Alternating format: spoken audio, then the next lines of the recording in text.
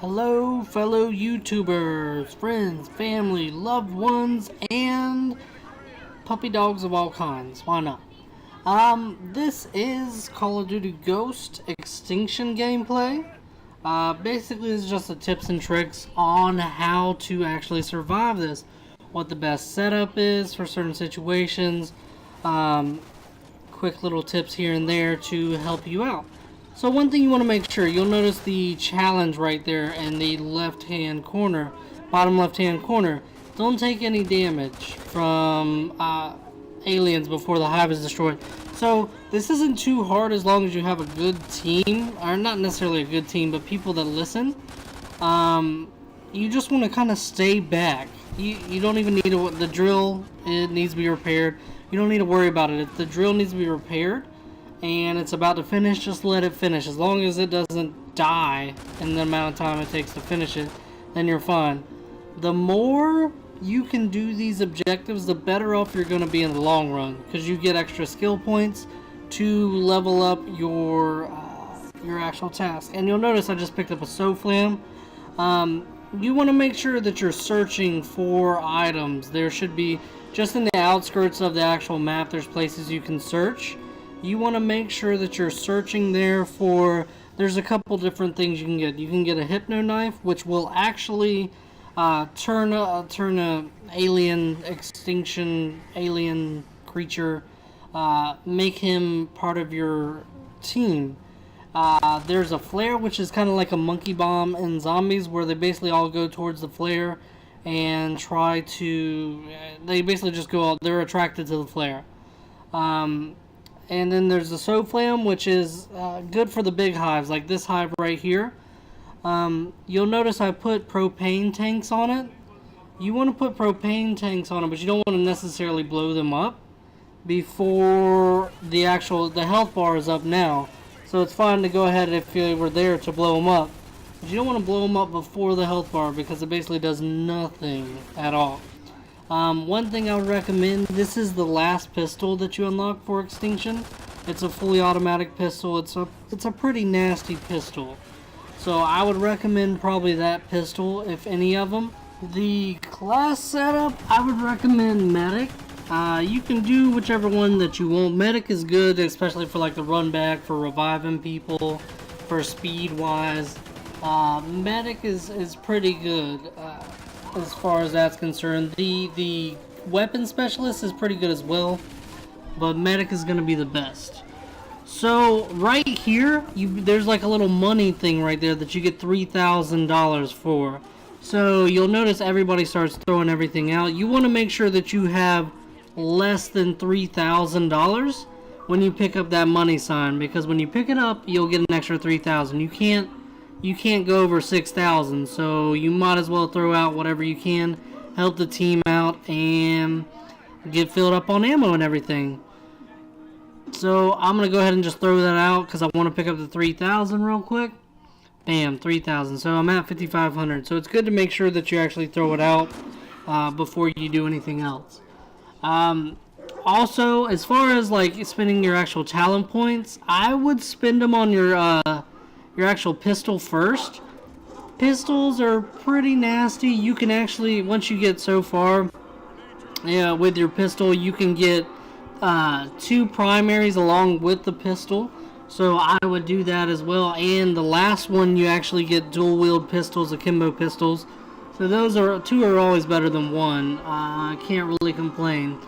As far as your talent points, if you are actually running medic, I would suggest leveling up your medic. You don't necessarily have to max it out, but to get it pretty high up is really going to work to your advantage, especially when you're getting more and more zombies. You notice right here, it doesn't hurt to go ahead and shoot the hive.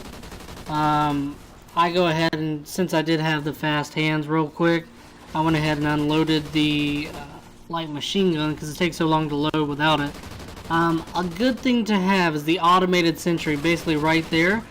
That thing, I would suggest getting that and maxing it out, because when you max it out, it'll do like 30% more damage with armor piercing rounds, and you can have 2 of them, which really helps at the end. Like, I continually just throw those out, and it just racks up money, racks up kills.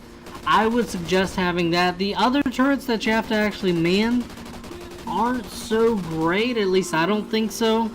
I would go with something different, but definitely go with the automated turret.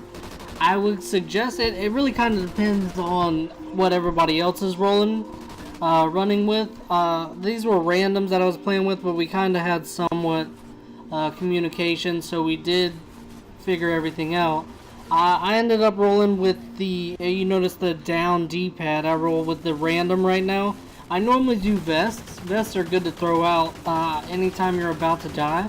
You can just throw them out real quick, and you don't even have to pick them up. If you throw them out, you automatically have it.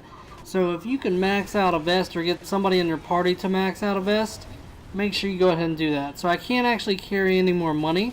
You want to make sure you throw it down. You don't want to kill aliens or whatever and not actually get money for it. So you want to make sure that you're doing that.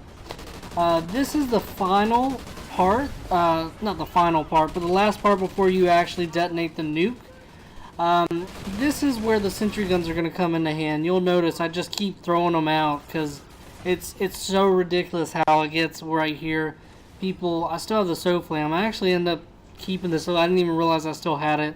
At the end, and I think I ended up using it, but it was crazy. I would suggest using the SOFLAM on the big hives, like this one right here, or like the one that I was just at before.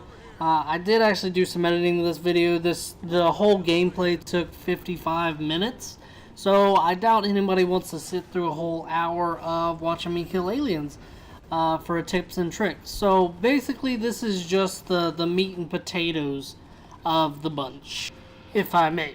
But no, seriously, before, you'll see the nuke is right there. So before you actually get going, you want to make sure you're reloaded on everything. Everybody's got their vest. You probably want to end up running with your pistols, because you run the fastest. With medic, you actually run faster too. Medic is probably the best. You kind of want to throw things down to slow down your enemy. Like, you'll see I'll drop a couple of sentries on the way, basically to just do some kind of damage on them. And I stop real quick right here to make sure I use all my skill points. But so when you're running, you're gonna actually end up with a roadblock right here. I kind of talk about the run back on my video I actually just uploaded not too long ago, where it's just talking about the actual ending. So this right here, the meteor blocks the way, so you're going to have to hold this out right here, and there's going to be several rhinos. So the sentries do work on the rhinos normally, so it's always good to have those automated sentries like that, because they will normally go to town on the rhinos. So you want to keep running. Basically all you're doing from here on out, oh, clutch revive, what? All you're doing from here on out is basically just going. You're going to be going like a candle in the wind. Yeah, I almost ended up dying right there. Let me stop and get this shield real quick. It gives me a little bit of health so I can actually regenerate health faster. So we're ended up running. You want to make sure you're throwing out everything you can. Like, I had money, so I was like, I'll just use the noob tube, the war machine deal, because I don't know, it was fun. Right here, there's another meteor that actually blocks the way, so you're gonna have to hold that down again. You want to make sure you, at all costs, try not to go down. I literally just threw out that trophy system just because I could.